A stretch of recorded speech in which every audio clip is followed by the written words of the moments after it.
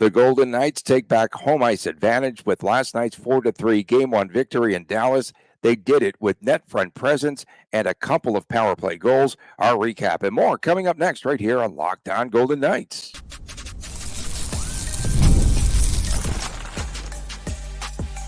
You're Locked On Golden Knights, your daily podcast on the Vegas Golden Knights, part of the Locked On Podcast Network, your team every day. Hi again, everyone. Tony Cardasco, Chris Golick from Las Vegas. Thanks for making us your first listen each and every day. Find us wherever you get your podcast on places like Apple and Spotify and much, much more. And make sure that you subscribe to our Locked On Golden Knights YouTube channel. We are brought to you today by Gametime. Download the Gametime app today. Use the promo code LOCKEDONNHL, and you will receive $20 off of your first purchase. It is playoff time. That's why I've got pep in my step. Nice W for VGK in the opener. VGK hangs on for that 4-3 win in Dallas. It's the opening game of the series last night. Net front presence led to both power play goals. Mark Stone with his line mate Tomas Hertl in front of the net last night. And the screen was massive, as we've told you, that we knew he could do. And Jake Ottinger there hung out to dry. And then Hertl wins a face-off.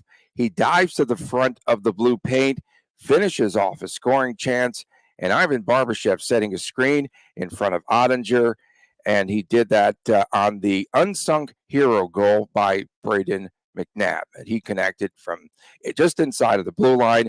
VGK with big bodies in front of the net. And as I've tweeted, and as I've said before on the Dasco Crusade, if VGK goes on to win the Cup again and they repeat, it will be Tomas Hertl who is the MVP. Yeah, I don't know where to go with that, but certainly you hit a lot of, you checked a lot of boxes there as far as how the game went and stuff. And I think I'm definitely with you on the net front presence, right? Mark Stone's goal, you got someone in front of the net. Hertl's goal, you got someone in front of the nets. Marchessault was more of a rush, but McNabb, again, you got someone in front of the net. That's what it's going to take at the McNabb, or whatever it's at the end. McNabb's at the end.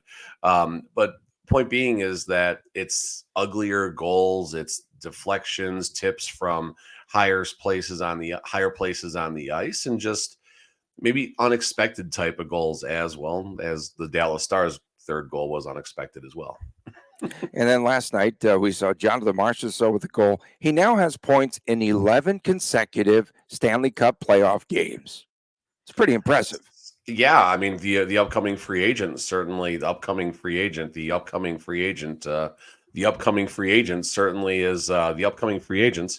has certainly set the table for game one and stuff. And you saw what he did last year as being the Conn Smythe winner, who's also the upcoming free agent. And we'll see what kind of run that the Golden Knights have and how he contributes. So Marchessault with the goal, but VGK they had 4 goals on just 15 shots. We need to talk about the lack of opportunities there.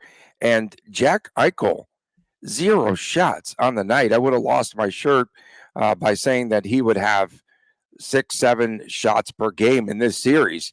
So last night he was more of a team player.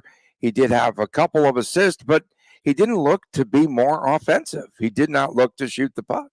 I mean, the Golden Knights, they logged 20 shots the whole night, or 15 shots. Yeah. Bro. So interesting thing going up here on Natural Stat Trick that kind of gives you a perspective of high danger chances and such. Golden Knights registered only 9 high danger chances while surrendering 13 high danger chances. So what this tells me is that, the Golden Knights won game 1 and everything, and credit the Stars. They played pretty well, not their best game by any means, but the Golden Knights are so far from their potential after you watch this game and watch it closely. And you can credit the Stars for playing well and limiting the Golden Knights' chances, but the Golden Knights have a lot of improving to do, and I'm sure everyone will definitely acknowledge that. And the Stars have some improving to do too, but I think the the ceiling for the Golden Knights is significantly higher than that of the Dallas Stars and probably any team in the Western Conference, to be completely homer. But the truth is, this was the first lineup the Golden Knights iced with all of these players together as one, and it looked really good at times. At times it didn't look that good as well, but generally speaking, they got the job done. And you expect a better effort from the Dallas Stars, but I also expect a better effort from the Golden Knights. Oh wow, there was a shot right there by Kolasar that went by.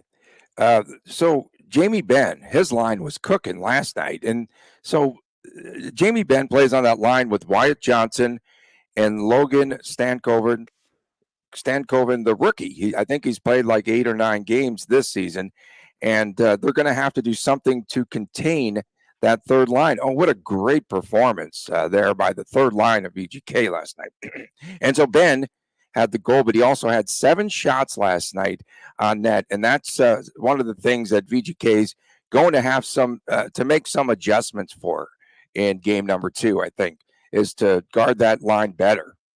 Wyatt Johnston, 65 points last season, 32 and 33. Johnston. One thing I did say about Jamie Benn is I felt that Jamie Benn is going to have my words yesterday and anywhere that he was going to get suspended again and not be able to play the series. I said Jamie Benn's going to have the best playoff series of his career, and we'll see how close that comes. I mean, he had a really good first game. He finished the game without being in the penalty box, and obviously nothing stupid happened there. So credit Ben for doing his job and leading, and also credit Ben for the breakaway goal that kept the Stars in it early, right? I mean, they're down 2-0 in their home barn, and if the Golden Knights go up 3 goals, although if the Golden Knights go up 3 goals, who knows what's going to happen. But if you go up 3 goals in the playoffs, hopefully the team wouldn't have turned it over. But I guess you can tell that to the New York Islanders, who also coughed up a 3-goal lead yesterday to the Hurricanes. Yeah, geez. Okay, so the hurdle goal disputed. I think that the Dallas Stars and Pete DeBoer, they were still last night arguing about the power play goal because they didn't believe that there was a penalty on Mason Marchment. Whatever. And then what about offsides on Dallas? Was that offsides or not, Mr. Referee? Honestly, I didn't catch the replay of it, but I mean, if they're reviewing and it's coming back, it's offside. And especially after Cassidy, what he went through with that Nashville game a couple of weeks ago, I'm sure he is going to be not 80% sure, but he's going to be about 97% sure before you do take that shot right there. Because if it's not offsides, it's a 1-1 game with the Stars going out an early power play to take control of the game. So admittedly, I didn't catch that part of the game. I was still wrapping up my hockey practice with my kids, but after that, I was able to watch the game, thankfully, and enjoy the game. Okay.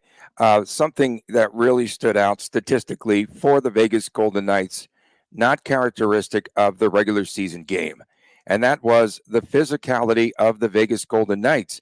So VGK, check this out. So Nick Waugh led the team and everyone with 8 hits on the night. 8 hits for Nick Waugh.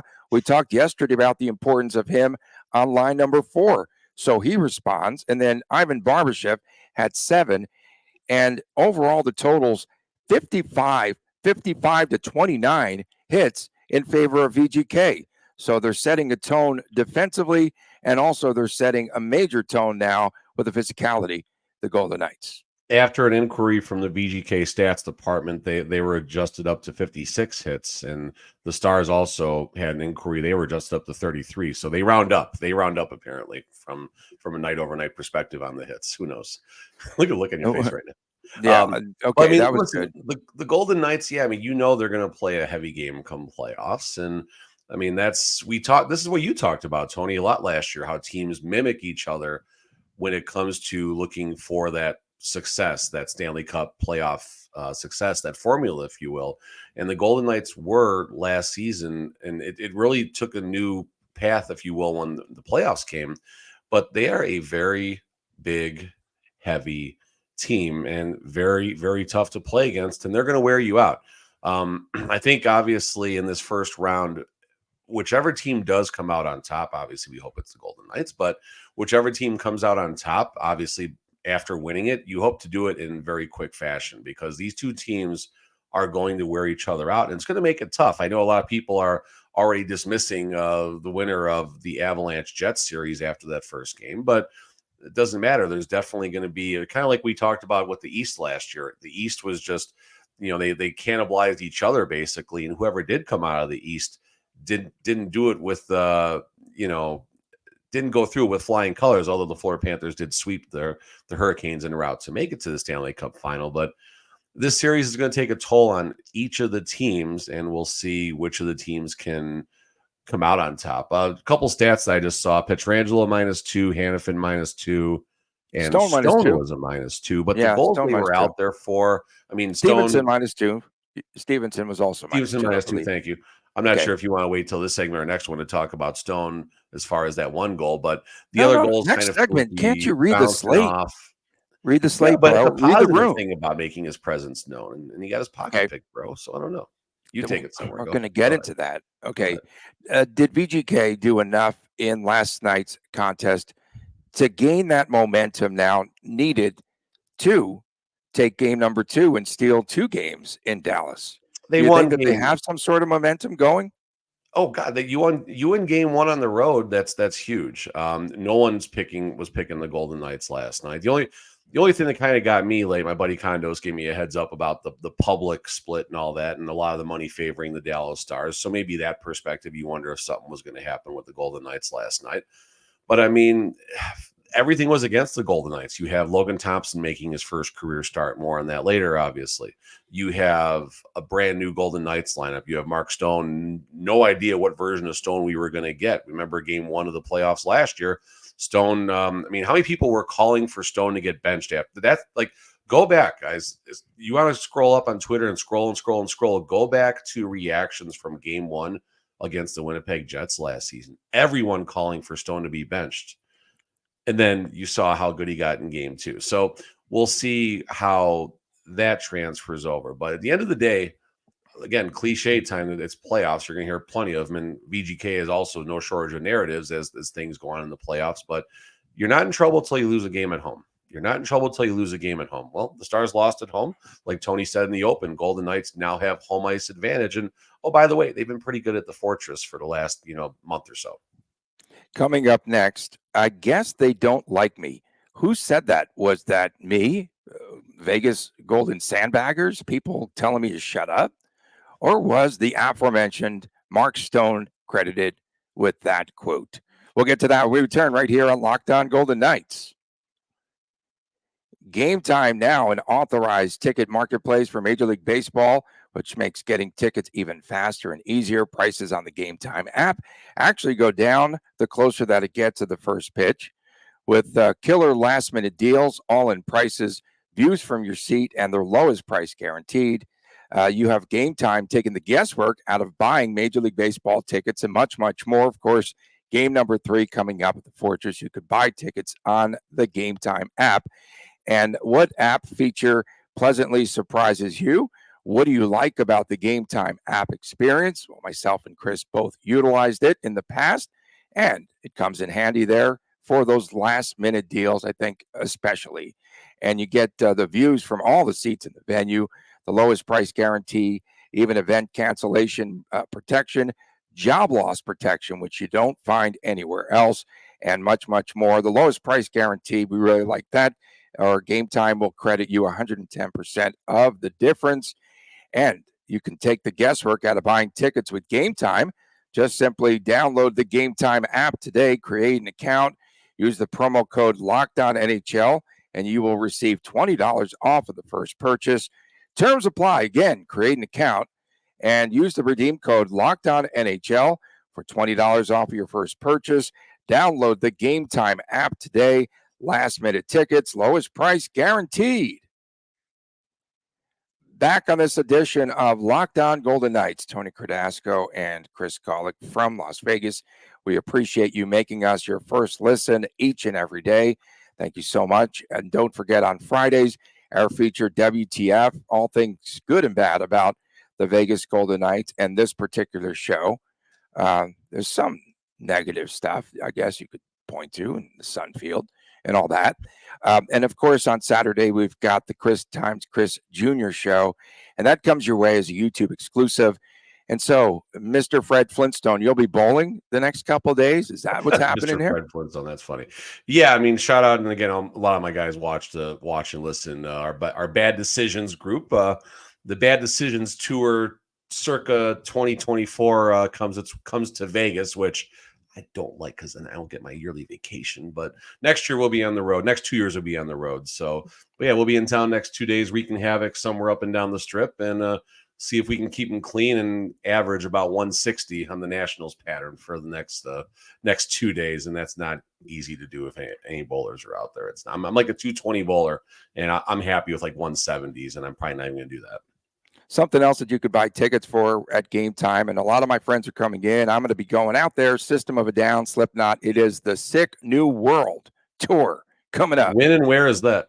That's this weekend. Don't miss it. Over at the festival grounds across from the Sahara.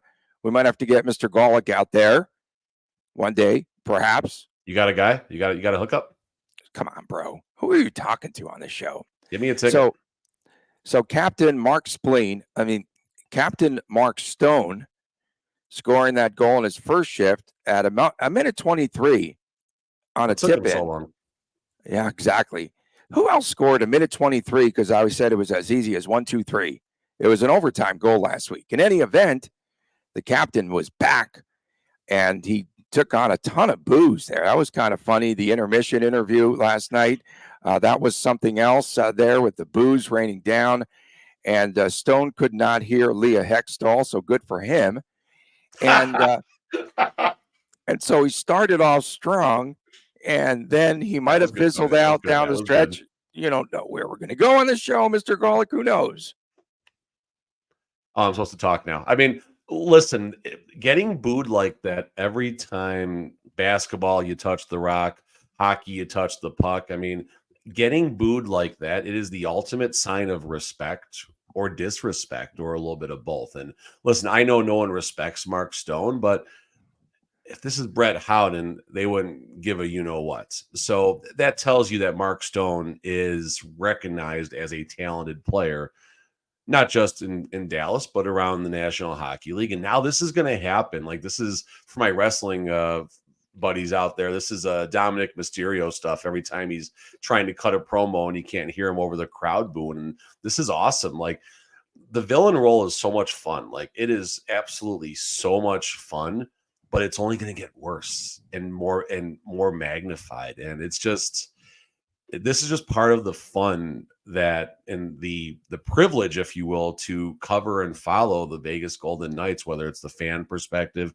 the media perspective, or whatever it is you classify me and Tony as. Just don't classify us as entertainers or journalists, because we're not. But it's so much fun. It is so much fun. And now with this, it's only going to get worse. The next game, Mark Stone's going to get booed even more. And I can't wait for Saturday at T-Mobile. I can't make the game on Monday, unfortunately, but I cannot wait for Saturday at T-Mobile. It's going to be so much fun. I just got to figure out if I'm going to wear my green St. Patrick's Day Golden Knights jersey or not. I think I'm going to. All right. So Stone, he did have the miscue. He turns the puck over, which resulted in you got his goal. Pocket pick, Tony. You're even putting that light. That was terrible. That was bad. It was really bad. On both sides. He knew it. Terrible goal for Mark Stone to allow to happen. And also your favorite there, Theodore. He was a passenger on another goal. So defensively, McNabb pitched on that, and there was no communication, I think, between whoever the forward was that would cover, and Theodore definitely got a little deep. Yeah, he got a little deep.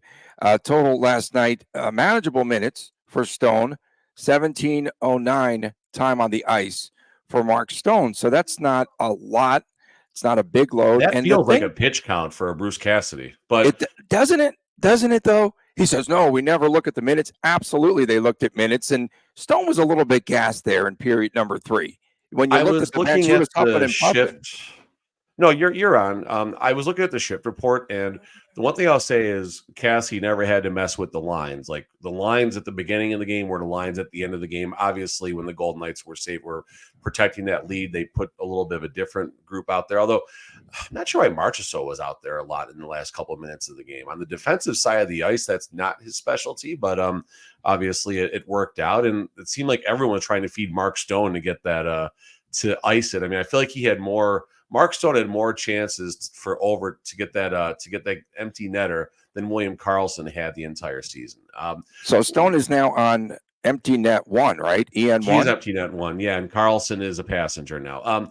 The last thing I think I will say about Mark Stone is his skating looked very bad. Stone is not known as a good skater. Like he's an NHL player. He's a great skater, but as far as being known as an elite or even one of the upper tier skaters, he's nowhere near that. The strength of his game is his two-way ability and that 6-foot stick, as Tony loves to allude to all the time. But like Stone at time just looked very out of control. He looked very stiff. His hips are going one way, his shoulders are going the other way, and it was uncomfortable to watch at times. And you do wonder, this is something that Tony did point out yesterday or a couple days ago, you do wonder if Stone is back there too early, all joking aside about the injury and everything, because he didn't look good out there. He did not. His results looked great, and his game was good, but just his skating itself, there was a couple times where there was an ISO cam on him, and you're watching like, man, he doesn't look good. But maybe this is just what this version of Stone is after multiple back surgeries, and now obviously his spleen issues. So we'll see how that improves. And I'll say it again, I do think the Golden Knights, we have not seen anywhere near the potential of this team yet. And it's game one of the playoffs for everybody. All teams are going to improve. Can the Golden Knights improve greater than the Dallas Stars is probably the question. And if the answer is yes, they win the series in 5 games, which would be pretty crazy, but I don't see that happening.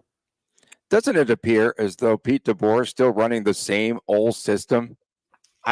During your last read, Tony, I was going up and back with someone. So at my tweet, Vegas-born winning game 1 isn't what's scary. What's scary is that VGK is much farther away from their potential than the Dallas Stars are. So Chris Howard, C. Howard 014, you mean getting doubled up in shots isn't close to their potential?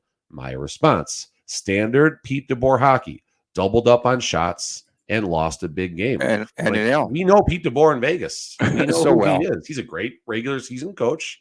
He is a good early round playoff coach. But when it comes to adjusting and willingness to make the big move, maybe to get a team over that hump, he has not done it. Why? He has 0 Stanley Cups and how many playoff appearances and deep runs? Exactly. And Cassidy last night after the game, he said that Tony with a pen, by the way.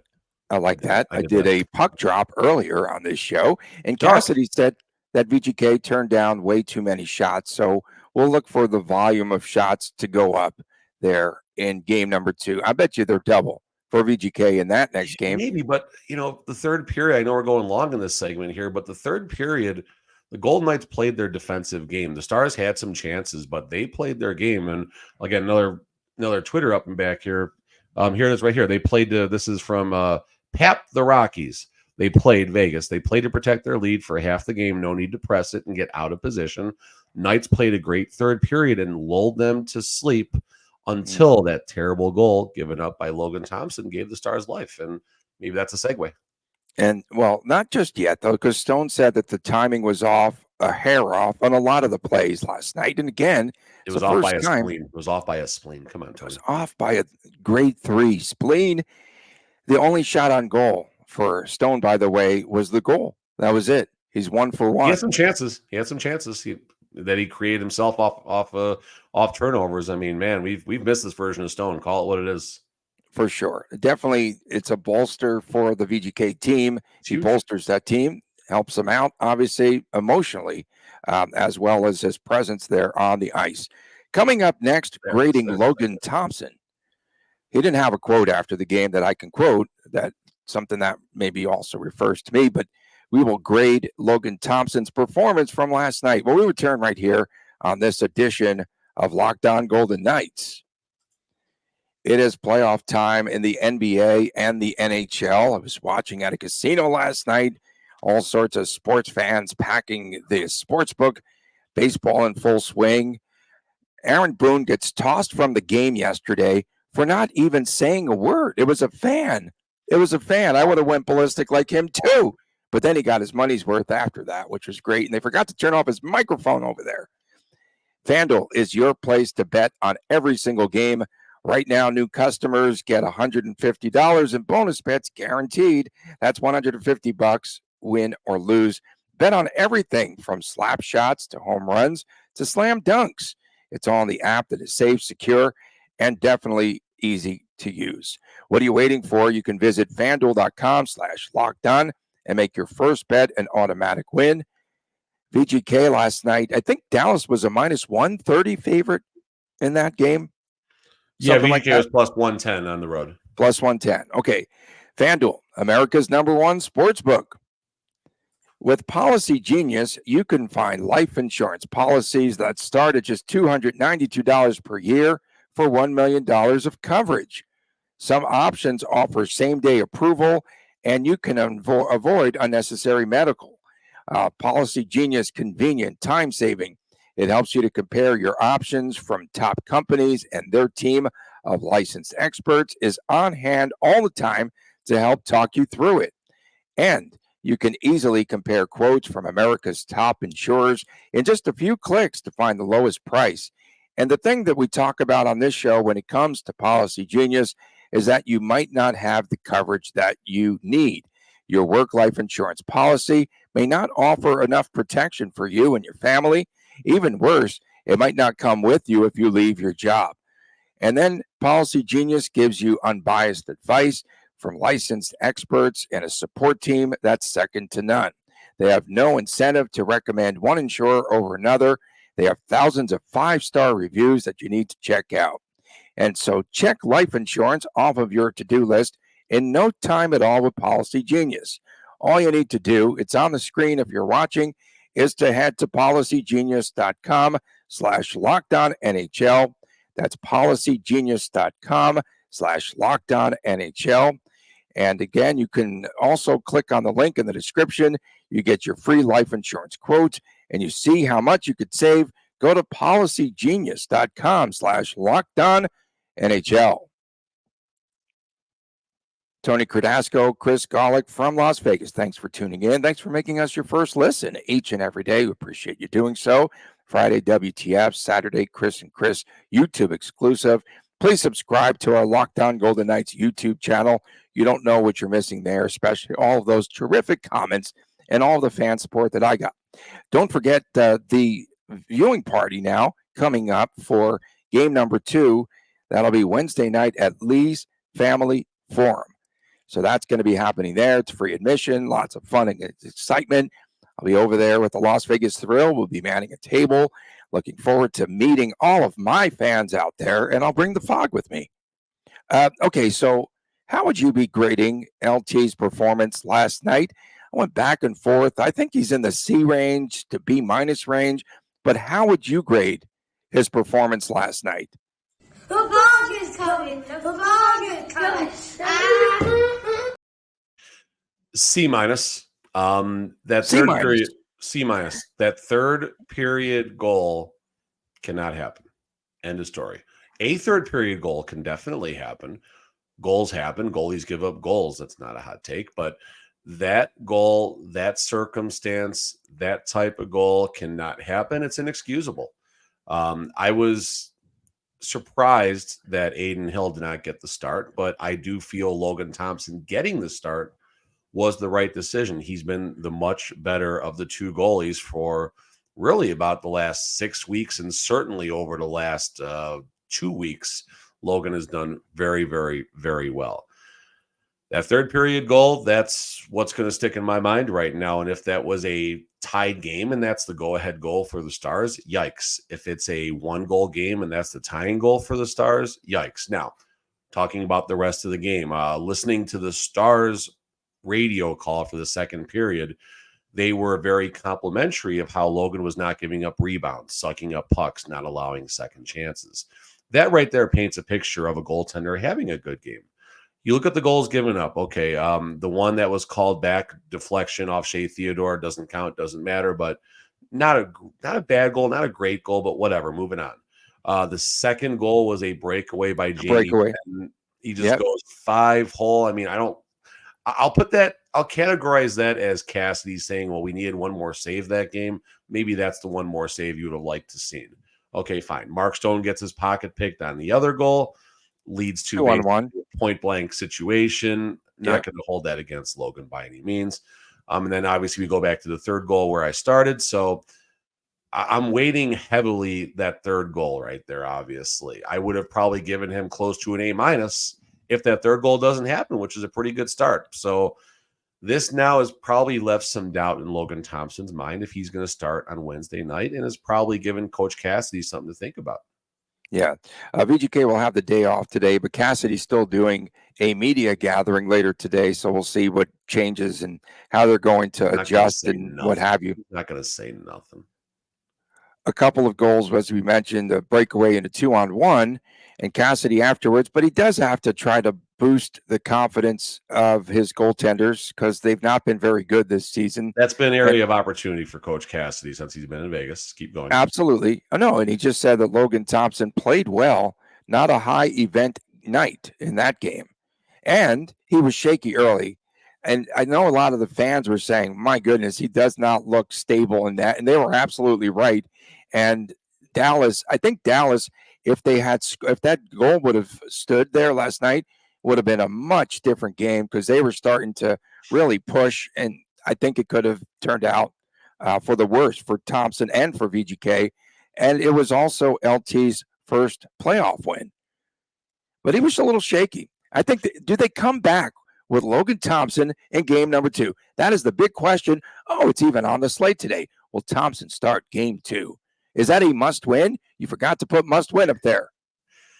Logan Thompson's not going to start game 2. I think the plan possibly was to get both goalies involved. I don't think it's going to be a rotation, though. I think this is still possibly an audition instead of a rotation. Logan got the first crack. I think if Logan would have had a solid game, and people are going to say he only gave up that one. Well, that one goal was terrible. Like that's a bad goal to give up. It's a bad goal to give up. And yes, Adin's been full of those goals, and so is Logan Thompson throughout the season. So I think Adin Hill's going to get the nod on Wednesday, and if Adin has a big game, he's going to get the nod on Saturday at home, and we'll see exactly how that plays out. And internal competition might drive both goalies right now. Who doesn't want to be in the net in the playoffs, especially when you are a starting caliber goalie? So you say Hill in game 2. I say they could come back with Thompson, tweak a few things. No? I think it's Hill. I think Cassidy wants to see what Hill has.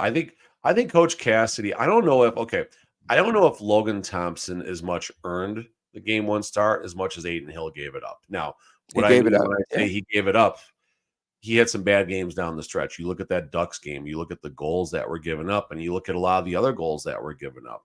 I think Cassidy was left with next to no choice, as was Sean Burke, who heavily favors going to Adin Hill over Logan Thompson. That's clear as day. Anyone doesn't see that, doesn't watch this team enough. But Sean Burke heavily favors Adin Hill, as does Coach Cassidy, I believe. And there really wasn't much choice. There really was not much choice than to give Logan the game 1 start. He played well. You take one shot away, and I think we're talking a much different tune right now. But that one shot was bad. It was bad. We will find out tomorrow if VGK is satisfied with the split in Dallas, or if they're going to try to turn the Jets on. And they're going to try, but whether they get it or not is two separate things. I don't see either. I don't see the Stars dropping 2 at home, but would be I didn't interesting. see the Stars winning game. I didn't see the Stars losing game 1 either. We could see a sweep of VGK, honestly, if they win game number 2, and that's something coming from an alleged hater. I said alleged because I'm definitely not a hater. Yeah, no, they're gonna be mad because you said they might win, and now if the Golden Knights get reverse sweeped, where now they lose the series 4-1, it's my fault. They're gonna scroll into the 33-minute mark of April the 23rd's Lockdown VGK, and they're just gonna drill you. They're gonna drag Tony. Not that they're not going. They can win the cup. They're still gonna drag Tony. But either way, Tony's getting dragged. Well, I'm up for Grand Marshal contention this year. For the parade. Remember last year at the parade, I took a photo of Marchessault, and Vegas Bjorn jumped in the photo, and I said, "Get out of the picture. Get out of the picture, bro." That would be funny if that were to happen again. Long way to go. I know where William Karlsson likes to hang, Tony. There's a chance I'm going to get an interaction with William Karlsson sometime soon. And if I do, I am going to get the best Tony of all time. Can you get me an autograph? That's all that I need. Of course, coming up on tomorrow's show, we've got the preview of game number 2. Much, much more. We'll find out what Cassidy doesn't say today. Is that better? On Fridays, it's WTF. What the Fridays. Saturdays, the Chris and Chris Jr. show. You don't want to miss that. That's the YouTube exclusive. And please subscribe to the YouTube channel. We appreciate everyone tuning in. For my man, Chris Golick, I'm Tony Cardasco reporting from Las Vegas. Thanks for tuning in. You'll report. We'll see you again tomorrow right here on Locked On Golden Knights. And please take care.